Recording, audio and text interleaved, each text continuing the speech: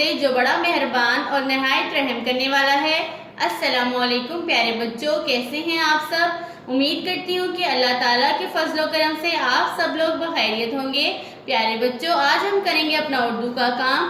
भारी आवाज वाले हरूफ को लिखना सीखेंगे। आज हम लिखेंगे दो चश्मी हर्फ खे और घे। प्यारे बच्चों, सबसे पहले हम लिखेंगे हे वाव, जिसका मतलब है होमवर्क। होमवर्क के बाद हम लिखेंगे भारी आवाज वाले हरूफ। भारी आवाज वाले हरूफ में आज हम करेंगे हर्फ खे और घे। काफ के साथ जब दो चश्मी हे मिलती है तो वो बन जाता है खे, और गाफ के साथ जब दो चश्मी हे मिलती है तो वो बन जाता है घे। प्यारे बच्चों, काफ और दो चश्मी हे को हम इस तरह से लिखेंगे खे, गाफ और दो चश्मी हे घे को हम इस तरह से लिखेंगे। आइए अब अपना आज का काम लिखते हैं। हम खे को ऊपर वाली 3 लाइनों में लिखेंगे। मेरे साथ लिखिए। प्यारे बच्चों, काफ पर लगाते हैं 1 स्टिक और अब हम लिखेंगे घे। घे में गाफ पर लगाएंगे 2 स्टिक्स। फिर से लिखते हैं।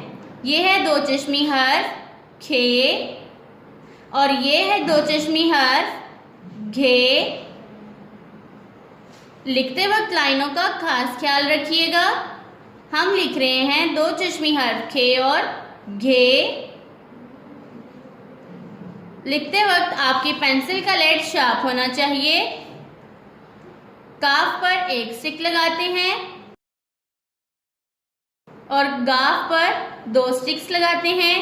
फिर से लिखते हैं दो चश्मी हर्फ खे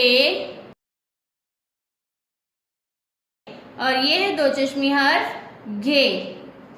प्यारे बच्चों, लिखते वक्त लाइनों का खास ख्याल रखिएगा।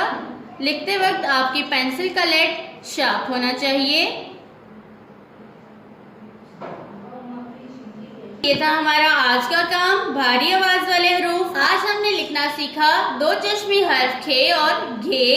प्यारे बच्चों, काफ जब दो चश्मी हे से मिलती है तो वो बनती है खे, और गाफ जब दो चश्मी हे से मिलती है तो वो बन जाती है घे। अपना आज का काम अपनी उर्दू की नोटबुक्स पर करिए। अल्लाह हाफिज।